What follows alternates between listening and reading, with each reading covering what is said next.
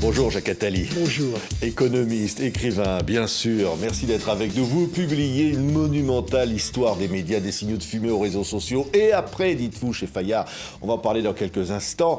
Et au fond, vous vous posez des questions. Vous dites d'ailleurs en introduction, vous citez Coluche, vous dites on ne peut pas aller à la télévision, on ne peut pas y dire la vérité parce qu'il y a trop de monde qui regarde. C'est Coluche qui disait ça.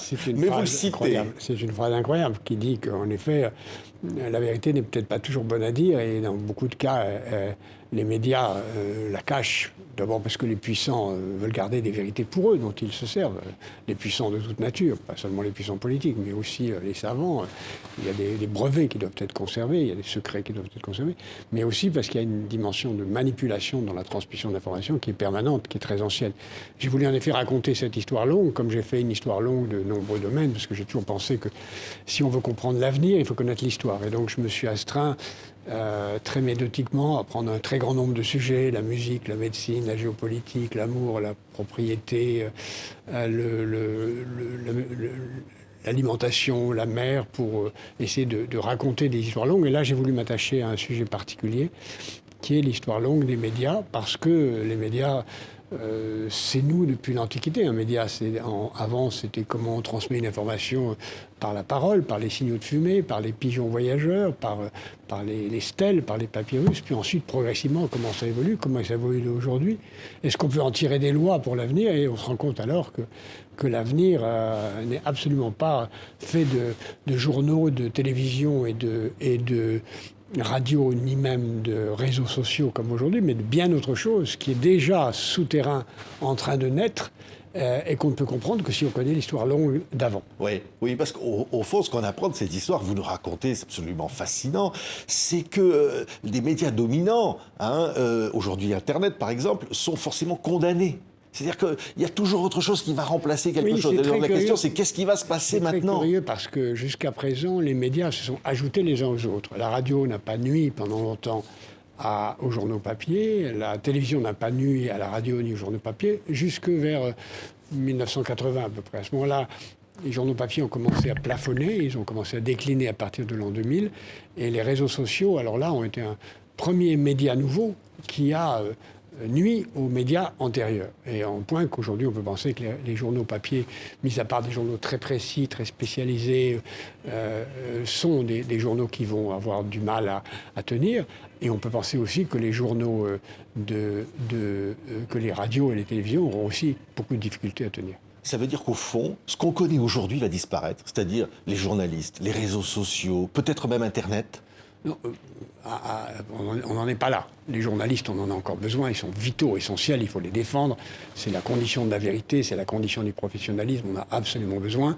Les journaux papier sont encore là pour un moment, même s'ils sont sans doute très menacés. Les télévisions et les radios vont survivre encore longtemps, surtout s'ils sont financés par les puissances publiques. Les radios, d'ailleurs, ont plus d'avenir, à mon avis, encore que les télévisions. Et les réseaux sociaux sont devenus des services publics. Donc la question, c'est pas savoir s'ils vont disparaître, on en a énormément besoin, ils rendent d'immenses services. La question, c'est de savoir si ce sont des entreprises privées dans l'intérêt du privé ou dans l'intérêt de la collectivité. Aujourd'hui, contre leur gré, ils sont devenus des entreprises publiques. Oui, mais au-delà de cela, Jacques Attali, il y a la question de la vérité, des fausses informations, il y a la question de la démocratie, il y a deux questions du monde. Il y a deux grandes questions qui se posent. La première, c'est qu'il est de plus en plus difficile de faire connaître la vérité, de savoir que c'est vrai, avec un déluge d'informations de toute nature qui surgissent, etc., partout. Et donc ça, c'est clair. Ça devient très difficile. Et donc, une des clés de demain, et c'est là où les journalistes trouvent un rôle, c'est là où aussi l'éducation joue un rôle très important. Il faut enseigner ce que c'est que la vérité. Il faut enseigner la distinction entre ce qui est vrai, ce qui est une croyance et ce qui est une opinion. Les trois choses sont différentes. Il faut aussi qu'existent des logiciels, si possible, qui nous permettent idéalement de savoir si telle information est vraie. Je rêve d'une application qui, avec Shazam, on peut reconnaître un œuvre de musique. Avec cette application, on pourrait savoir. Ça. On peut chercher, on devrait le trouver. Puis, naturellement, au-delà de la question de la vérité, il y a la question de ce qui va apparaître après, avec les hologrammes, les robots. Vous serez un jour en hologramme, moi aussi. Les journalistes sont transformés en robots. C'est déjà le cas. Il y a déjà des hologrammes qui écrivent écrivent, des logiciels qui écrivent des articles dans les journaux. Il y a plein d'articles déjà dans beaucoup de journaux qui sont écrits de façon totalement automatique. Même avec des styles particuliers, on peut écrire un livre de Proust ou de Zola aujourd'hui d'une façon automatique, en mettant énormément d'informations sur la façon dont ils écrivaient. On peut le faire de façon orale, puisqu'on peut transcrire de l'écrit en oral, et on peut le faire aussi de façon virtuelle, puisqu'il y a aujourd'hui, en image, il y a déjà des journalistes en hologramme, et demain, vous et moi, on sera en hologramme. Et c'est là où ça introduit une nouvelle question de vérité. Si on ne saura pas si c'est vous ou moi, ou si c'est des gens qui, sous forme d'hologramme, nous imitent. Oui, ce sont à la fois des perspectives absolument incroyables, extraordinaires, mais aussi des dangers. Il y a aussi derrière tout ça peut-être des risques. Énorme. Ce sont des perspectives extraordinaires qu'on voit déjà avec les jeux vidéo. On entre dans le réel virtuel dans le jeu vidéo, on entrera dans le réel ou réel imaginaire, puisqu'on pourra avoir des informations où on assistera, on entrera dans l'événement, on entrera dans l'attentat, dans la guerre, dans l'élection, dans le match de foot auquel on assiste. Les terroristes pourront s'en emparer. Les terroristes, les manipulateurs de toute nature pourront se servir, et se servent déjà d'ailleurs de tout ce qui est cybernétique, tout ce qui est cyber pour attaquer d'une façon extrêmement violente les sociétés extrêmement fragiles que nous sommes. Oui, et puis une division du monde, dites-vous, au fond, ceux qui seront puissants, les riches, qui pourront même se transformer. Utopiquement, idéalement, si on pousse au loin le raisonnement, ce qui est en train de venir, c'est la possibilité pour quelqu'un de devenir lui-même un hologramme, et idéalement, au bout de la route, peut-être dans un siècle, de transférer tous ses souvenirs dans un hologramme, tout son passé, toutes ses données dans un hologramme. Et est-ce qu'on arrivera à franchir l'étape où on aura transféré toutes ces données à une étape où on transférera la conscience de soi? Si on transfère la conscience de soi à un algorithme, on est immortel. Oui. Ce sont des enjeux absolument incroyables. Vous dites aussi clairement, il faudra un jour démanteler les réseaux sociaux. Ça, c'est pour demain matin. Démanteler les réseaux sociaux, ce qui paraît aujourd'hui incontournable, les réseaux sociaux. En tout cas, on en a besoin. Donc il ne faut pas les détruire, il ne faut pas démanteler, il ne faut pas casser les réseaux sociaux. On le voit bien, en particulier pendant la pandémie, combien ils nous sont précieux. Ils rendent des services immenses, on en a vraiment besoin. Donc il faut les maîtriser. Ils sont involontairement, comme je l'ai dit tout à l'heure, devenus des services publics. Il faut qu'ils en assument le coût et la charge. On ne peut pas laisser à des patrons privés la possibilité de faire d'immenses fortunes et excessives, parce qu'il n'y a pas d'impôts mondiaux, et en même temps de décider qui a le droit ou qui n'a pas le droit d'avoir un compte Twitter. C'est pas possible, ça doit être fait d'une façon démocratique. Oui, mais ça veut dire demander des comptes aux GAFA, et vous dites d'ailleurs révéler leur logiciel.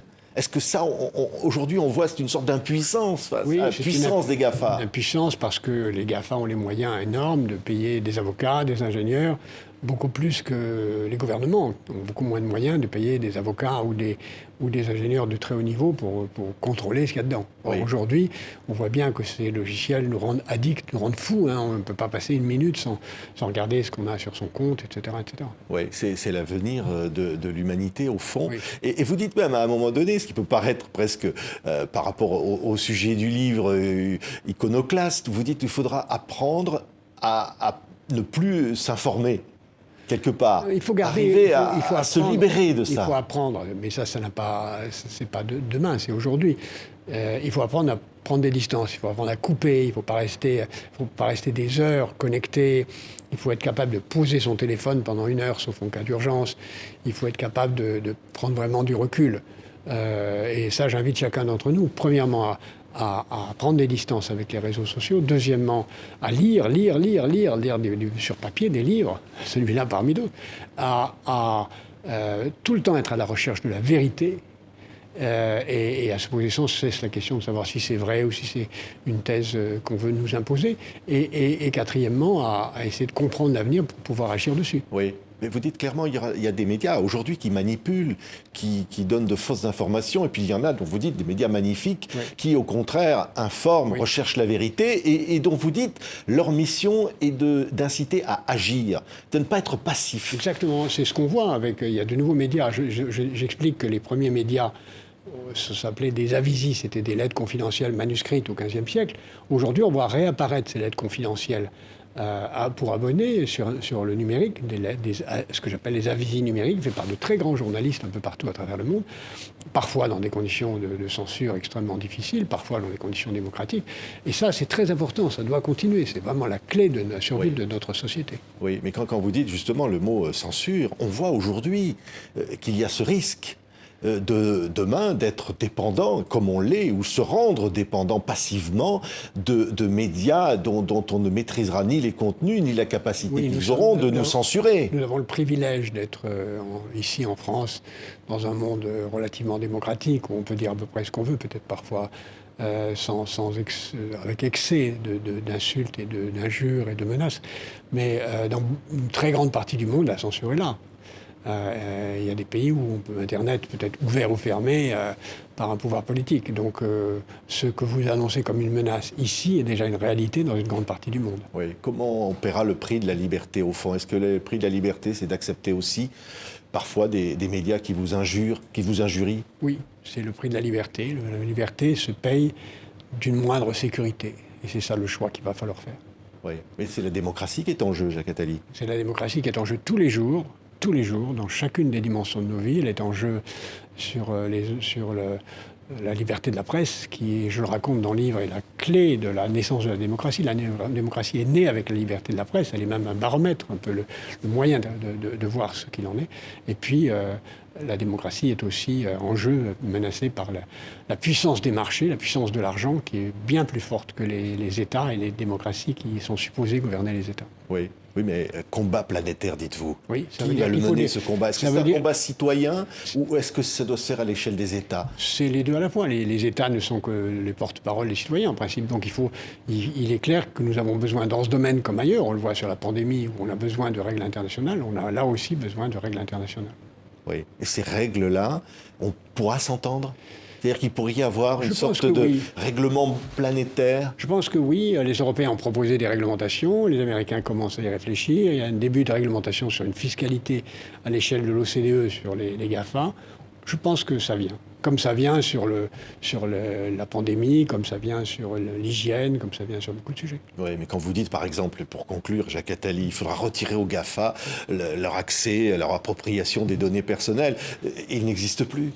C'est ce qu'ils font, c'est ce qui fait leur existence. C'est ce qu'ils font, et malheureusement, aujourd'hui, si vous demandez à quelqu'un, même à chacun d'entre nous, est-ce que vous êtes prêt à payer une petite somme pour avoir accès aux services publics, mais à garder vos données, aux réseaux sociaux, mais à garder vos données? Beaucoup de gens répondent non, je préfère l'avoir gratuitement. Donc beaucoup de gens sont prêts à abandonner leurs données, et c'est ça la vraie bataille. Oui, mais quand vous décrivez, en conclusion de ce livre, l'avenir, les enjeux absolument considérables pour toute la planète, on n'a pas l'impression encore qu'on en a pris vraiment conscience. Vous êtes optimiste quand même, vous dites, je pense que on peut gagner cette bataille. C'est une bataille mondiale dans laquelle, on n'en a pas parlé, l'Asie et l'Afrique vont jouer un rôle absolument majeur, parce que c'est en Asie et l'Afrique que se joue l'avenir du monde. C'est en Asie et en Afrique que se joue l'avenir du monde là aussi. Et donc c'est encore gagnable, oui, absolument.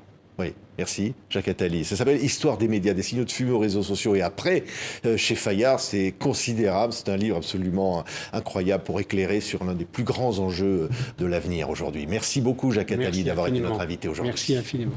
Merci de votre invitation.